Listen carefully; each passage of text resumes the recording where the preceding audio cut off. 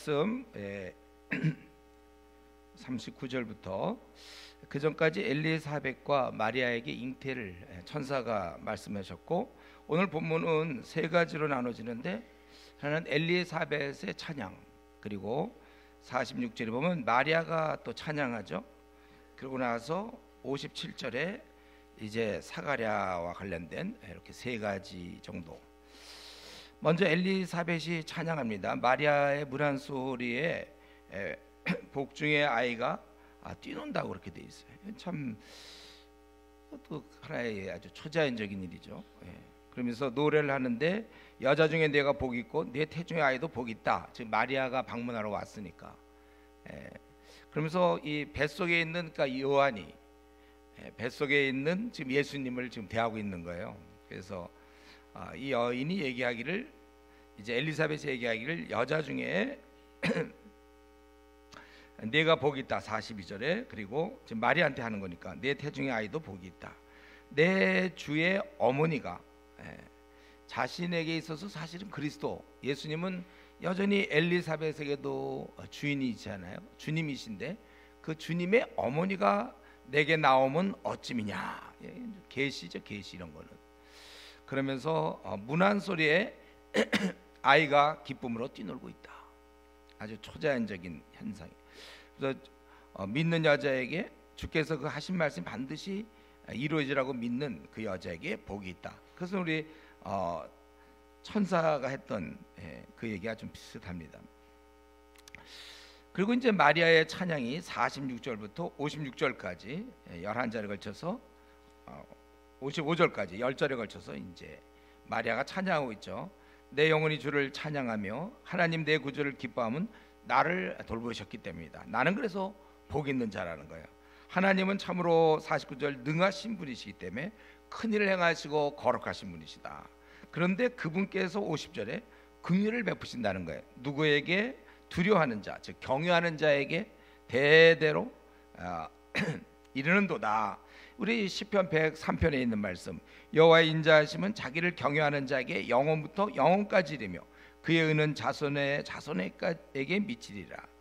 우리가 하나님을 경외하지 않습니까? 우리 하나님의 그 인자하심이 대대에 미친다. 우리 이 사실을 기억해야 돼요. 그러면서 교만한 자들, 권세 있는 자들, 부자는 다 낮추시고 겸손한 자와 줄인 자를 돌아보시는 아주 이런 인자가 많으신 바로 그런 분이시고, 그분께서 54절 55절 이스라엘 조상에게 하신 약속대로 도우시고 긍휼히 여기시고 기억하셔서 이제 이스라엘 아브라함과 자손에게 영원히 함께 하신다. 이 마리아가 하나님에 대해서 잘 알고 있었어요. 하나님이 그 약속을 조상에 약속한 것처럼 이제 우리에게 영원토록 긍휼을 베푸시고 함께 하신다. 그러고 나서 두 사람이 마리아가 석 달쯤 함께 있다가 집으로 돌아간다. 돌아갔다 이렇게 돼 있죠. 이것은 굉장히 마리아의 또 엘리사벳의 아주 지혜로운 일이죠. 이런 신앙인끼리 교제함으로 서로 마음이 준비되고 그리고 강화가 돼요. 자기가 갖고 있던 믿음이 강화된. 사실 그 시대에 이런 신앙인을 만나기가 쉽지 않았을 것입니다. 그러니까 서로를 바라보면서 늙은 할머니가 아기를 갖고 있어요. 그걸 볼 때마다 신앙이 생기죠. 보이니까. 또 마찬가지로 엘리사벳의 경우는 처녀가 아기를 잉태하고 있다.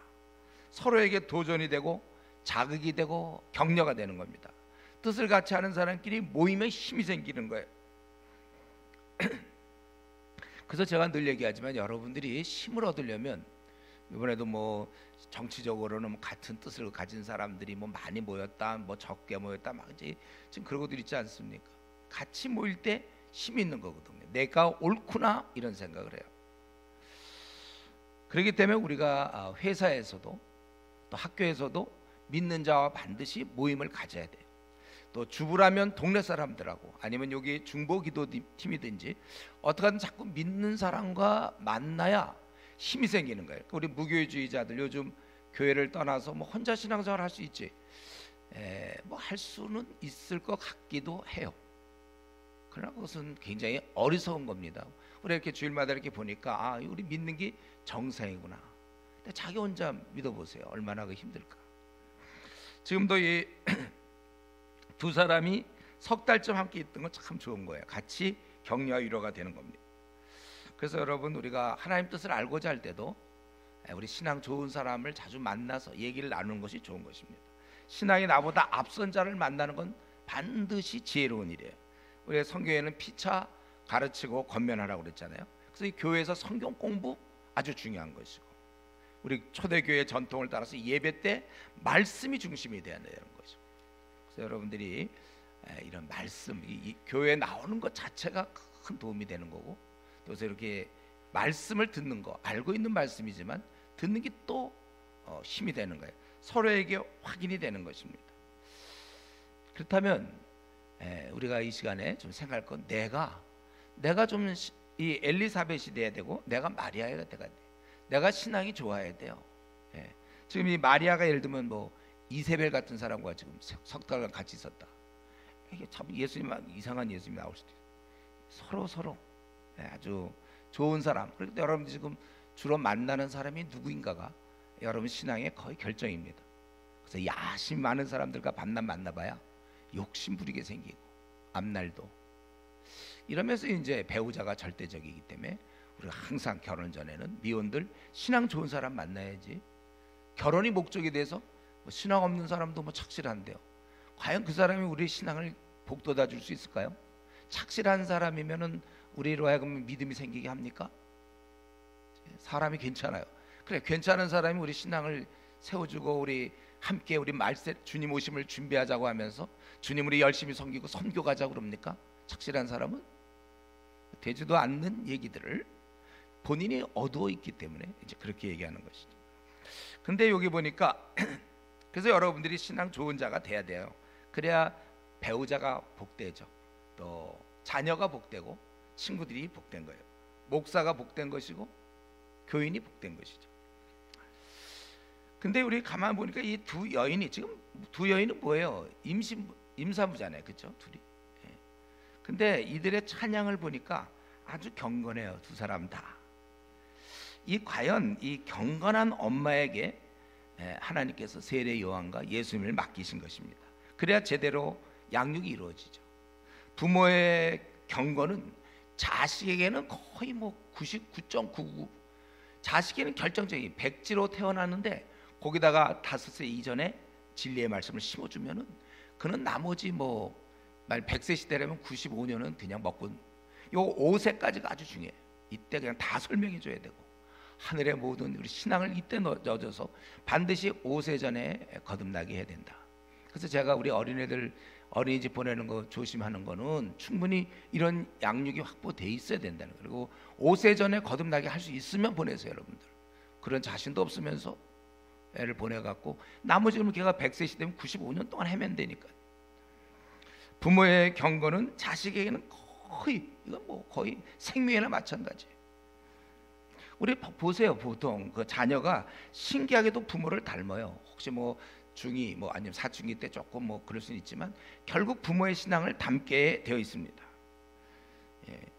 우리 그러기 때문에 특별히 엄마의 신앙은 이 자식에게는 결정적이에요. 그러니까 여러분들이 엄마를 잘 만났어야 돼요. 엄마, 신앙이 좋은 엄마를 만나야 돼. 왜냐하면 엄마와 시간을 많이 보내게 되거든요. 아빠도 물론 중요한데, 아빠는 약간 좀 미안해, 건달해, 갔다가 왔다. 엄마가 24시간 같이 있는 거, 엄마가. 그래서 신앙 좋은 엄마를 만나 키움을 받는 건, 이 아기의 세상에서 최고의 소원은 이 꼬맹이의 그 중심을 만약에 우리가 안다면, 그가 만약에 분별력이 있다면 아마 뱃속에서부터 그 기도했을 거예요. 만약에 제발 좋은 엄마 좀 만나게 해주십시오. 그것이 최고의 복입니다. 날 갖다가 태어나서 날 두고 떠나지 않을 엄마, 어린이집에 나를 어린이 원장 안 만나게, 내가 5세 전에 어린이집 원장을 안 만나게 해주세요. 아마 그게 간굴 거예요. 내가 보기엔 그래요, 영적인 면으로 볼 때. 여러분, 우리 구약의 요게벳에 의해서 어땠습니까? 모세는 정말 이스라엘 민족을 생각하는 그런 위대한 지도자가 되는 바탕이 된 거잖아요. 요게벳, 그러니까 신앙의 인, 히브리 여인이었기 때문이지, 만약에 그냥 오늘날로 따진다면 그냥 보모, 애굽에서 최고의 자녀 양육 잘 시키는 보모에 의해서 했다면 모세는 나올 수가 없었어요.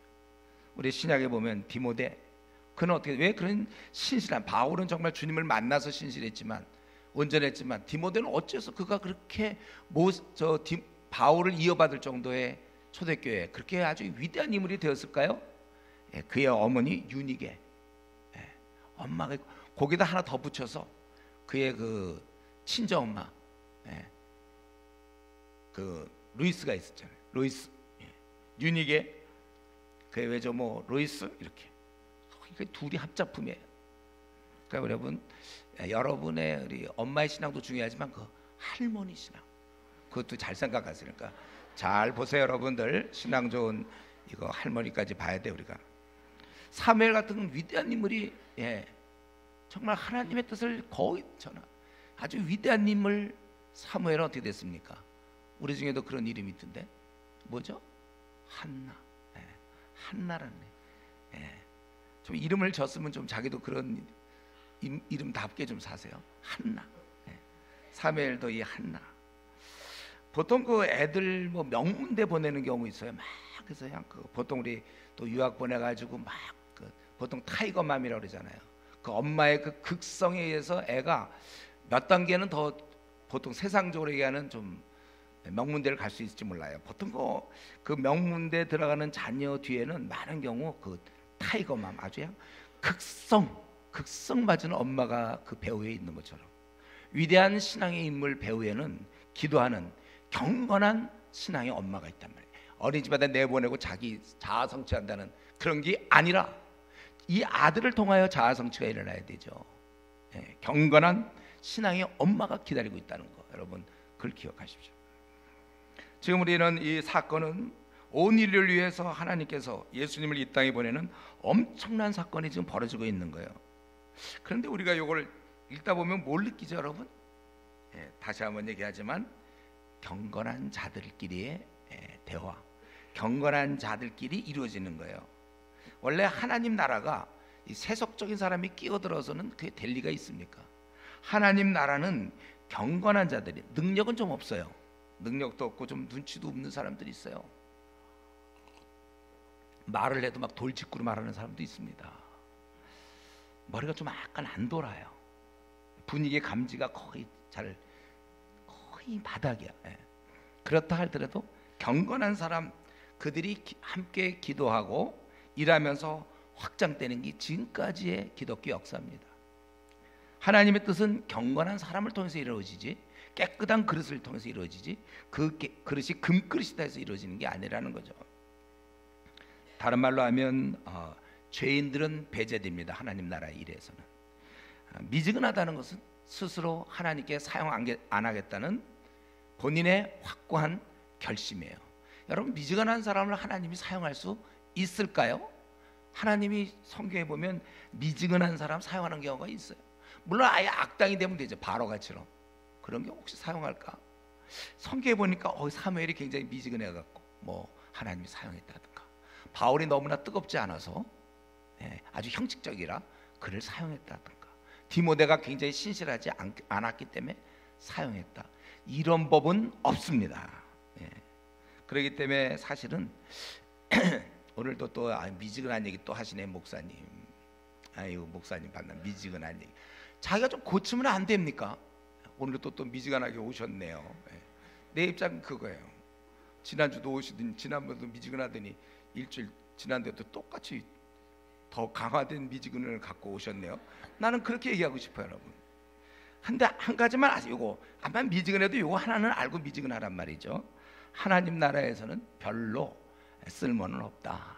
하나님이 뭐 때문에 미지근하지 않습니까? 아무리 유능해도 5개국은 능통하고 PhD며 그가 뭐 사회적으로 뭐 장관이라 할지라도 미지근한 자를 성경에서 쓴 걸 혹시 있으면 찾아갖고 오세요. 나도 새로운 깨달음을 저한테 주세요. 보십시오, 여기 이렇게 미지근한 사람도 하나님이 쓰고 있지 않습니까? 그렇다면 제가 설교를 바꾸겠어요. 하나님 나라에서는 별로 쓸모가 없다. 우리 제가 국제대회 나가 보면은, 제가 지금도 그렇지만 그때도 영어 잘 못할 때 보면 이제 막 강사가 막 떠들면 또 사람들이 막 웃은 얘기하면 웃고 막 자기들끼리 얘기하면서 막 즐거운데, 저는 잘 웃어야 될 타이밍 때 참 웃기가 어려워요. 그럼 이제 침착하게 앉아 있긴 하지만 막 그때 자기들끼리 막 좋다고, 발음이 관계 없더라고. 가 보니까 동남아시아 쪽에 오신 분들 막 발음 진짜 무슨 말인지도 모르겠는데도 지들끼리 막 통하고 막 치고 막 웃고 난리가 났어요. 예. 일단은요, 예, 아주 이거 우리가 예전 미국 가서 산다.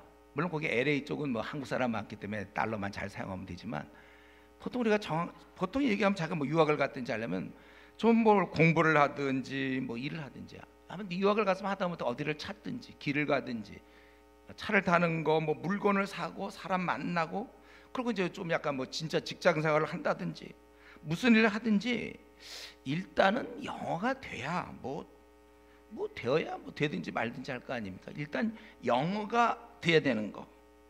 마찬가지로 우리가 어둠에 있을 때는 별로 관심이 없었어요.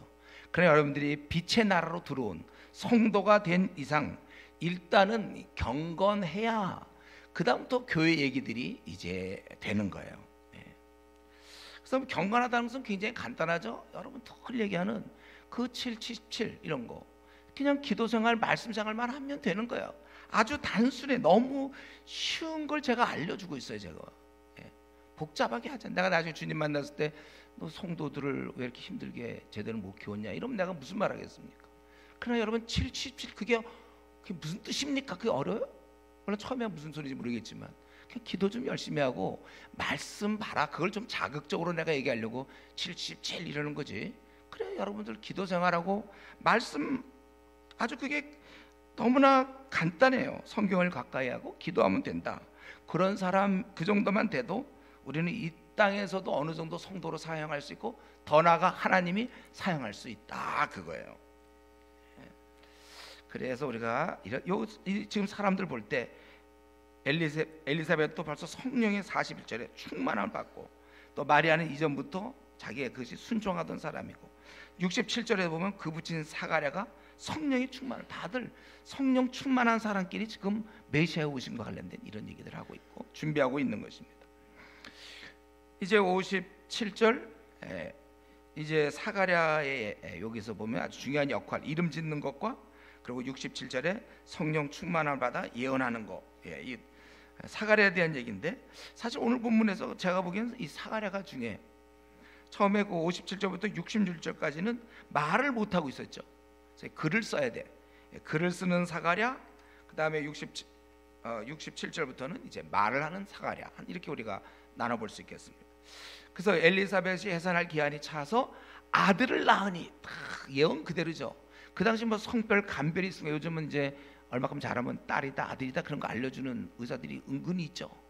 아빠를 닮았네요. 뭐 이게 처음에 들으면 그냥 생긴 게 닮았다는 건데 애기를 뭐 어떻게 그 초음파로 아빠를 닮은 줄 알았어요. 그게 이제 그 말이에요. 아빠를 닮은 아들이다.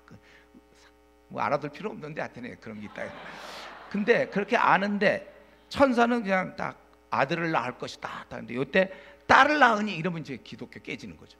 근데 진짜 아들을 낳았잖아요.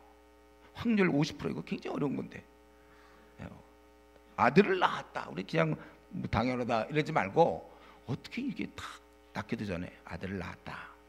그래서 이제 천사의 예언대로 그래서 여기 이제 아들을 낳게 된 것이고 모친이 천사의 말을 순종하여 그 이제 이름을 8일이 되매 할례를 하고 이제 이름을 짓는데 보통 아버지 이름 많이 따라요. 그 가족 중에 있는 이름을 많이 따는 거예요. 그런데 그 어머니가 사람들은 이제 아버지 이름 따라서 사가랴라고 하자 59절에 근데 어머니가 아니라는 거예요. 그래서 요한이라고 하라. 요한은 우리 지난번에 했어요. 우리 요한 우리 요한 형제들 있죠. 요한은 뭐라고 그랬어요? 하나님은 은혜로우시다. 그러니까 요한하면 주은혜 교회를 생각하세요. 주은혜. 하나님은 은혜로우시다. 정말 요한 얼마나 은혜로운 겁니까? 요한 하나님은 은혜로우시다. 그렇게 해야 된다는 거야. 요한. 그러니까 사람들이 내 친족 중에 이 이름으로 이름한 이가 없다 그랬어요.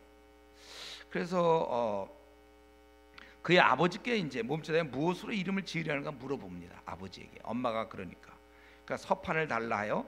그 이름을 뭐라고 썼습니까? 역시 요한이라고 쓰매 이거 다 놀랬다는 거. 어떻게 이렇게 되었는가. 그럴 때 이제 드디어 입이 열리고 혀가 풀면 말을 해서 하나님을 찬송하고 그리고 이 내용을 사람들이 다 알게 되니까 두려워하며 장차 어찌 될지 기대하고 궁금해하는 겁니다. 그가 그래서 그동안 거의 이 사가랴가 불신해 갖고 어떻게 늙었는데 뭐 이렇게 됐냐 해서 그때부터 얘기를 못했지 않았습니까? 예. 그래서 내가 그 20절에 보면 보라 이 일이 되는 날까지 내가 말 못하는 자 되어 능히 말을 못하리니 믿지 아니함이라. 때가 이르면 이제 내 말이 이루어지리라. 그래서 거의 10개월 정도를 말을 못하고 지냈다는 거예요. 예. 결국 그의 불신앙 때문에 사가랴가 제사장이었지만 반차에 따라 8번째 이렇게 들어갔지만은, 그러나 그의 그런 걸 믿을 수가 없어서 어떻게 늙었는데, 우리로 따지면 뭐 한 70쯤 됐는지 80쯤 됐는데 어떻게. 예. 그런데 말을 못하게 될 때, 자 생각해보세요. 지금 말을 못하니까 얼마나 불편하겠어요. 그러면서 생각을 하게 될 거 아니에요. 무슨 생각했을까요? 예, 그는 이제 이 자식이 아내 뱃속에서 애가 태어난다. 그는 바로 주 앞에 가서 아버지의 마음을 전하고 이스라엘을 돌아가게 하고 주를 위하여 세운 백성을 예비시키는 16절 17절, 이제 그러면서 메시아를 맞이한다. 구약시대 때 그렇게 기다리던 메시아가 이제 곧 온다는 생각을 하면서, 이 엄청나며 기이한 일. 그러니까 그는 내가 보기에 평소보다 말을 못하면서 깊은 신앙의 세계로 들어갈 수밖에 없을 거예요. 10달 동안 계속 무슨 다른 얘기도 안 하고 그냥 지금 자기 얘기 못하는 이 기이한 현상, 그러니까 이제 메시아가 오시는구나, 바로 이 아들이 먼저 가서 얘기하는 그 아들을 우리에게 주셨구나. 정말 그의 신앙이 막 자라고 더 많은 기도를 했을 겁니다. 그리고 드디어 이름 정하는 시간이 찾아왔어요. 제가 볼 때 이때 그는 절대 이 기회를 놓칠 수 없었습니다. 불순종할 수 없었어요. 그 이름을 이제 요한이라고 해야 되는데, 2번 다시 그는 불신앙으로 낭패를 당할 수가 없었습니다. 그렇기 때문에 그는 요한이란 말을, 이제 지난번엔 자기가 불신해서 그랬지만 이제는 더 이상은 불신할 수 없죠. 거기다 자기 이름 따라서 사가랴 이렇게 적을 수 없는 거예요. 요한이라고 적어야 돼요. 저는 제 생각에는요, 이때 쓸 때 굉장히 빨리 썼을 것 같아요. 그리고 글씨도 크게 힘있게 요한 딱 적었을 거예요. 물론 이제 헬라어로 적었겠지만 요한 딱. 이 한 번의 불신앙으로 족한 것입니다. 첫 번째 실패를 거울 삼아서 두 번째 기회는 절대 하나님의 뜻을 거역할 수 없었어요. 우리 요나도 그랬죠. 마찬가지. 머뭇거릴 수가 없습니다. 제가 여기서 생각한 건 이 마음, 이때 요한이라고 쓸 때 이 사가랴의 그 마음. 예. 그때 그가 얼마나 마음이 뜨고, 우리 그 요한이라는 얘기는 그 13절에 천사가 그의 이르되 사가랴 무서워 너의 간구하면 되겠네. 내 아내 엘리사벳 네게 아들 낳아주니 그 이름을 요한이라 하라. 그는 이때 그 요한이라고 쓸 때 그 마음가짐, 더 이상의 주저함이 없고 뭐 생각 좀 하고 뭐 서판 갖다 놓고 뭐라고 할까, 뭐 이로써 이미 요한, 이건 꼭 적어야 돼. 이거 안 적으면 안 돼. 목숨을 10개월간 그냥 그 말 못하고 있었던 그 모든 에너지가 요한에 들어가는 거예요. 제가 생각할 때 요 마음을 우리도 배워야 돼요. 우리 생애도 지난날의 방황이면 족합니다. 다들 방황했었죠. 하나님 알지 못하고 어두움에서 자기의 성질대로 살지 않았습니까? 아니면 세상에서 원하던 거 그거 쫓아가 다니며 살지 않았나요? 때로 욕심. 지난날 우리가 하나님을 알지 못하고 하나님 나라를 위해서 내 생을 드려야 되는지 모르고 나를 위해서 살아왔던 나 자신. 우리는 지난날 방황이면 이제는 족한 줄 알아야 돼요. 그때 하나님 말씀 안 듣고 내 뜻대로 살았고 생을 허비하고 그러다가 지금 어떻게 얻은 삶인데, 예수님이 십자가에서 완전히 생을 버리심으로 저와 여러분이 얻은 이 새로운 생명, 새로운 삶인데 또 아직도 방황합니까? 이제부터는 순종입니다. 예. 자신의 헤매므로 주님이 아닌 사탄에게 기쁨을 주는 일이 없도록, 여러분이 헤매고 있으면 아까 얘기했던 미지근한 신앙, 그건 누가 기뻐하겠습니까?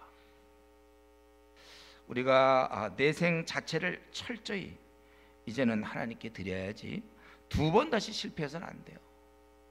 저는 이거를 이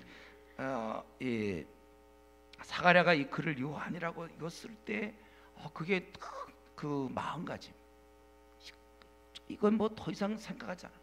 주님 앞에 지난날에 실패하면 좋게 다 순종하여 요한이라고 쓸 때 우리가 좀 이런 마음, 이제 더 이상 나도 내 생을 실패하지 않겠다.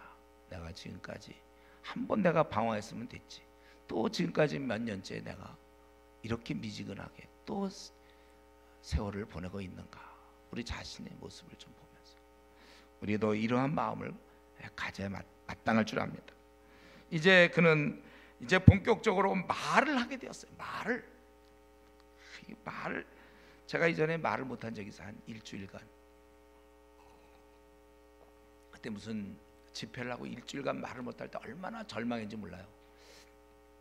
그래서 오래전 얘기인데 소리가 안 나와. 소리가 하도 목소리 사용하다가 어느 순간 소리가 안 나왔어. 일주일간 내가 절망을 하면 나 이제 이렇게 생이 끝나는 거 아닌가, 얘기 못하는 거 아닌가, 막 그때 그런 생각이 있는데, 이 사가랴는 지금 10개월 동안 얘기를 못하다가 드디어 입이 이제 열려서 성령 충만을 받아 예언해요.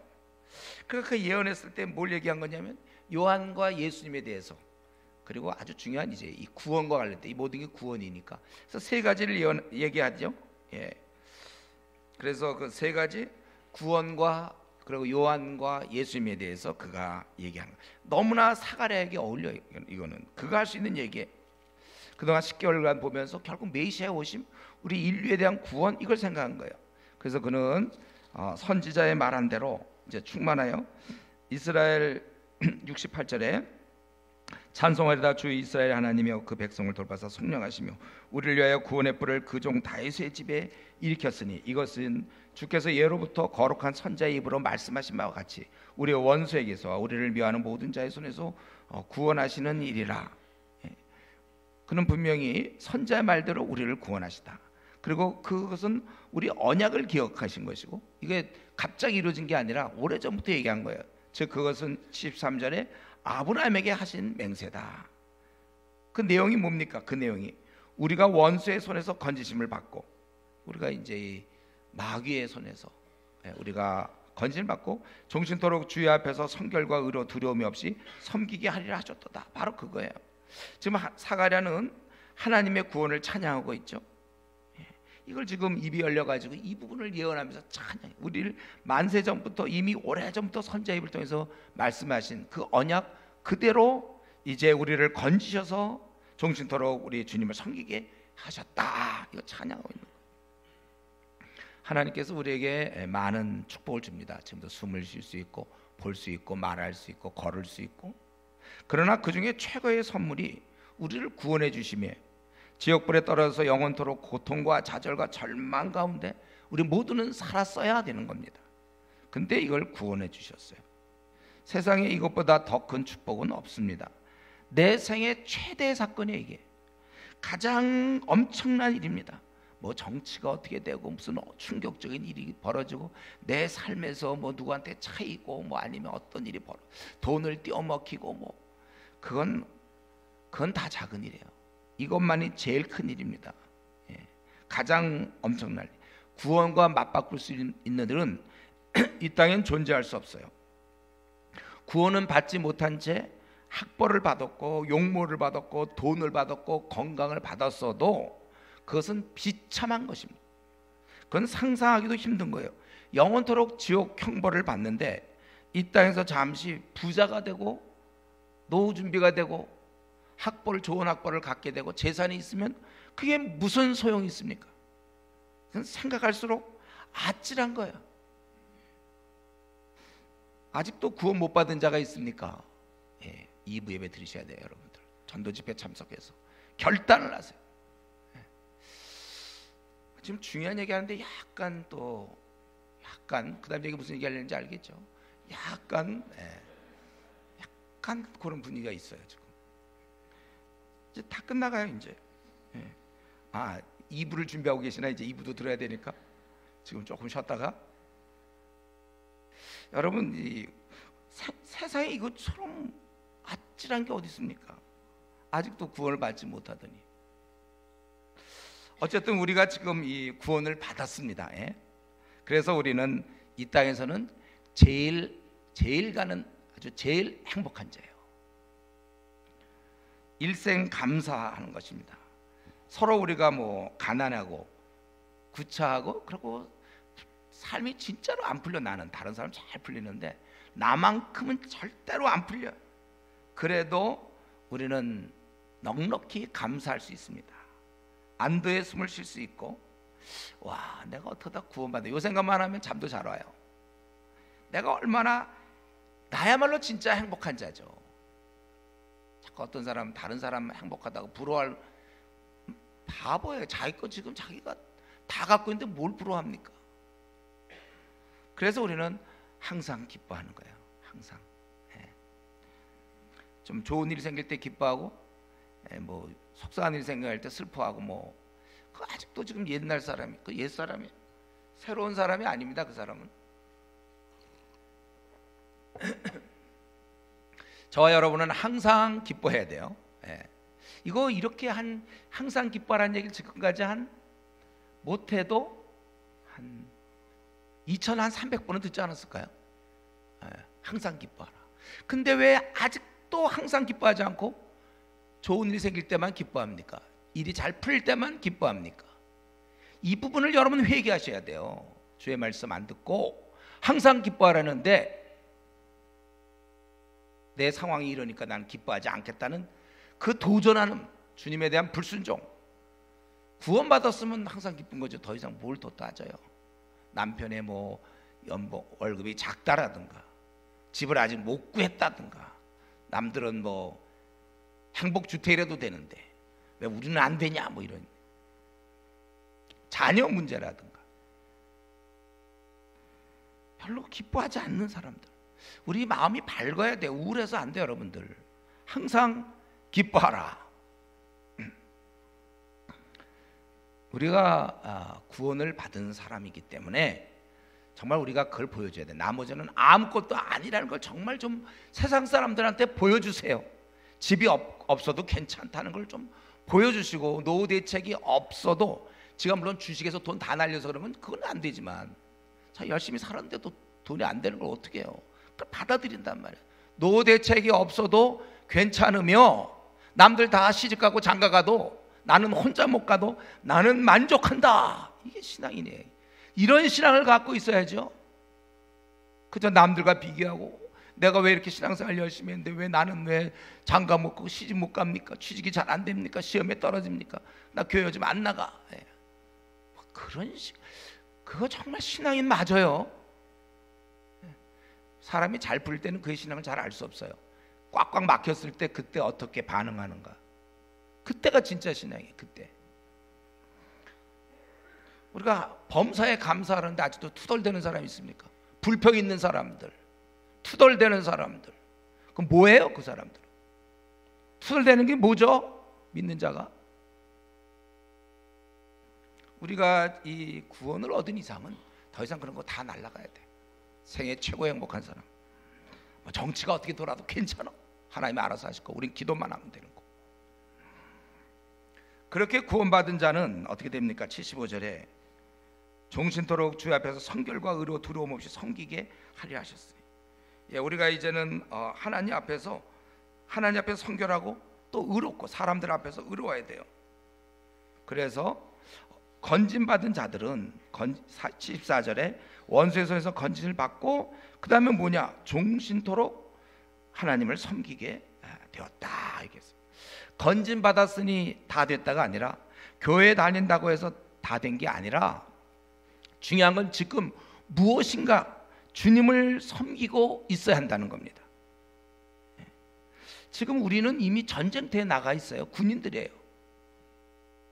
싸우고 있어야 된단 말이죠. 나는 이제 교회 다니고 나 저 조장도 아닌데요. 저요. 집사도 아니고 조장도 아니고 또 뭐 있을까? 전도 팀장도 아니고 전도 대원도 아니고 중국 팀장도 아니고 하여튼 아무것도 어쨌든 교사도 아니고 나는 아무것도 없어요. 그래서 교회만 나와요.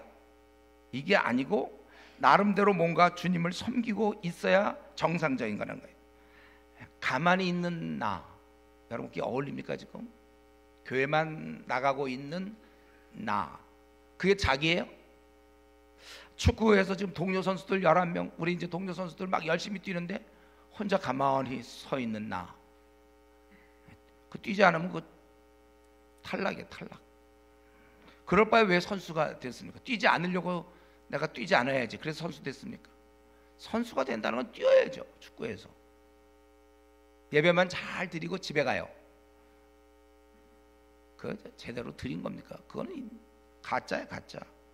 예. 그리스도인이 된다는 것은 이제 구원받은 자가 되었다까지만 생각하면 되는 게 아니고, 이제부터는 주님을 섬기는 자로 우리의 역할이 주어졌다는 것입니다. 그래서 그 섬길 수 있는 게 구원에 대한 감사, 보답하려는 마음, 이런 게 이제 작동이 되는 거예요. 그래서 왜 나만 뭐 주일 이렇게 일해야 되느냐, 아직도 그런 생각 우리는 가져서는 안 됩니다. 섬김으로 이어지지 않는 구원은 짝퉁 구원이다. 예. 별로 이렇게 뭐 이렇게 은혜스러운 말은 아니죠. 짝퉁 뭐 이런 거. 우리 각자의 그 모습은 달라도 무엇인가 나름대로 얘기할 수 있어야 돼요. 나는 지금 이렇게 주님을 섬기고 있다. 다시 한번, 그게 없다면 뭐라고요? 뭐 좋은 말도 아니지만 짝퉁이다. 모양만, 무늬만 교인이다. 왜냐하면 분명히 74절 우리가 원수의 손에서 건지심을 받고, 그 다음에 75절 종신토록 주의 앞에서 성결과 의로 두려움 없이 섬기게 하리라 하셨도다. 섬겨야 돼요, 여러분들. 집사 아니어도 얼마든지 섬길 수 있습니다. 그리고 이 사가랴는 이제 76절부터 이제 80절까지 보니까 요한과 이제 주님에 대해서 예언을 하죠. 예언을 해요. 요한에 대해서는 그가 선지자 일컬을 받고 주 앞에서 그 길을 준비하여 주의 백성에게 그 죄 사함으로 말미암는 구원을 알게 하리니 이는 우리 하나님의 긍휼로 인함이라, 이렇게 돼 있어요. 요한이 해야 될 일을 너무 정확히 알고 있죠. 그 아기 태어나자마자 얘가 할 일, 그거는 주님의 일을 준비하는 것이다. 그리고 주의 백성에게 그 죄 사함으로 말미암는 구원을 알게 하는 것이다. 사가랴는 비록 구약의 인물이었지만 그의 말을 미뤄볼 때 지금 신약의 신자들과 마찬가지로 점점 밝아지고 있거든요. 이게 점점 이게 더 확실한 계시. 그는 어떻게 이 사가랴는 이 구원에 대해서 구약의 인물이었는데도 너무나 정확히 알고 있어요. 그 아마 10개월간의 훈련이었는지 모르겠어요. 즉 그 죄사함으로 말미암는 구원, 이걸 어떻게 구약의 인물이 이걸 알고 있었는지 몰라요. 죄사함으로 말미암는 구원, 다 그때는 모형이었는데 제사드려 용서받고 막 그런 거였는데 결국 그것이 죄사함으로 말미암는 구원이다. 이 얼마나 귀중한 깨달음입니까? 우리 신앙의 핵심 아닌가요? 오늘 우리가 이제 2부 때 구원의 이제 말씀 전할 때도 결국 이거 아닙니까? 우리가 구원받는 것은 선한 행위가 아니라 죄 용서함. 우리는 이 단단한 이 진리를 단단히 아주 쥐고 있어야 돼요, 여러분. 흔들리면 안 됩니다. 그리고 이제 메시아에 대해서, 우리 주님에 대해서 78절 이로써 돋는 해가, 여기서 이제 메시아에 대해서 얘기하기를, 돋는 해가 위로부터 우리에게 임하여 어둠과 죽음의 그늘에 앉은 자에게, 바로 저 여러분들이죠, 사실은. 비치고, 그래서 우리 발을 평강으로 인도하신다. 주님이 이 땅에 오셔서 어둠과 죽음의 그늘에 앉은 자들에게 빛을 비춰주신다는 거예요. 그래서 평강의 길로 인도하신다는 거예요. 근데 이거는 여러분 해석할 게 없어요. 여러분 자신을 생각하세요. 지금 여러분이 빛을 다 봤죠? 예? 그럼 뭐 이걸 해석해, 예수님 오시면 이렇게 빛을 비춰주는구나, 이런 거 해석하게 생겨서 지금 본인이 다 깨닫고 있는데, 그리고 예수님에 의해서 우리가 평강의 길을 가고 있구나. 주님은 이 일을 위해서 오신 거예요. 그래서 여러분 지금 당연히 평강의 삶을 살아야 되고, 자기가 그렇지 못한 사람이 있다면 삶 자체가 별로 의미가 없고 그냥 뭐 죽지 못해 산다든가, 내 삶을 다시 태어나면 이렇게 안 살 텐데 뭐 이런 식으로 지금 자기 삶에 만족하지 못하는 사람들은 지금 길을 잘못 들고 있다는 걸 모르겠습니까, 여러분들? 내가 어딜 찾아가려면 이런 표지가 나와야 되는데 그런 게 하나도 안 나오면 그 이상하잖아요. 길을 잘못 든 거예요. 지금 내가 지금 사는데 평강이 없는 사람들, 마지못해 사는 사람들, 하나도 기쁨이 없는 사람들, 다시 태어나면 내가 이렇게는 안 살 텐데, 길을 잘못 든 것 같다, 후회된다. 다시 주님께 나가야 됩니다. 다시 확실하게 주님을 믿어야. 아직까 주님을 제대로 안 믿는 건지 몰라요. 우리는 모두 이런 인생은 누구나 이분을 만나야 됩니다. 그리고 지금 세상 사람들이야말로 이 어둠과 이전에 우리처럼 죽음의 그늘에 앉아 있는 자라는 거예요. 우리는 항상 사람을 볼 때 여러분 이 사실을 기억하세요. 우리가 뉴스 같은 데를 보더라도 뭐 이재용 무슨 뭐 부회장이 나타나, 그 영혼 지금 어둠에 있는 거구나. 빛이 없는. 대통령이 나왔을 때도 참 어둠에, 죽음의 그늘에 있는 거구나. 총장을 만나든지 교수를 만나더라도 여러분 마찬가지. CEO를 만날 때 저 죽음의 그늘에 앉아 있는 자구나. 여러분 우리가 이걸 늘 생각해야 돼. 어둠과 죽음의 그늘에 앉은 자에게 비치고. 그래서 우리가 이 땅에서 아무리 잘 풀린 자라 해도 행여라도 요만큼이라도 부러워할 생각을 하지 마시고, 그들을 어떻게 하면 어둠과 죽음의 그늘에서 그들을 끝낼 수 있을까? 말하기 참 쉽지 않아요. CEO한테 예수님 믿으세요 하기 쉽지 않다. 물론 하면 좋지만 대신 우리는 기도가 있잖아요. 그 사람이 예수 믿게 해달라고. 내가 그 회사에 다닌 동안 그 CEO를 위해서 기도해야 돼요. 물론 이적한 다음에도 좀 생각해 봐야 되겠지만 일단은 내가 이 대학을 다니는 한 그 총장을 위해서 기도해야 돼요. 그 어둠과 죽음의 그늘에 앉아 있는 또 우리 그 지도 교수 있을 거 아닙니까? 그 위해서 기도해야 돼요, 여러분들. 소망 없이 살아가는 자임을 우리가 위해서 기도하자. 그리고 끝으로 이제 어떻습니까? 이렇게 예언을 하고 80절 마지막 절, 아이가 자라며 심령이 강하여지며 이스라엘에게 나타나는 날까지 빈들에 있으니라. 이 빈들에 그가 이제 있다가 때가 돼서 주님 오시기 전에 외치기 시작하고 이제 이렇게 되는 거예요. 아이가 자라며 심령이 강해져 이스라엘에게 나타나는 날까지, 이제 요단강에서 막 회개 얘기하고 이스라엘에게 나타나는 날까지 그는 빈들에 있었다는 거예요. 결국 그는 하나님과의 깊은 만남을 가진 거예요. 이 시간을 통하여 이런 깊은 교제를 위해서 사람들과는 좀 만나지 않았던 이 빈들이 필요했던 것입니다. 사람들과 자꾸 어울리다 보면 사람 좋아하는 사람들 있잖아요. 이 오지랖이 넓다는 거, 이거 원래 전도할 때 참 좋은 거지만 그게 아닌 경우는, 전도를 많이 안 하면서 오지랖 넓은 사람들, 그거는 결국은 사람들을 자꾸 만나봐야 그들에게서 나올 수 있는 것은 제한적인 것입니다. 세속화된 사람으로부터 오히려 멀리 떨어져 있어야죠. 세속화된 친구를 좀 멀리하고 경건한 친구들과 시간을 많이 보내야 되는 거예요. 아예 그는 그 당시에 뭐 경건한 사람도 별로 없었을 거고, 어쨌든 그는 세속적인 사람과 사회로부터 떨어져서 하나님의 음성을 듣고 그가 준비되고 있는 것입니다.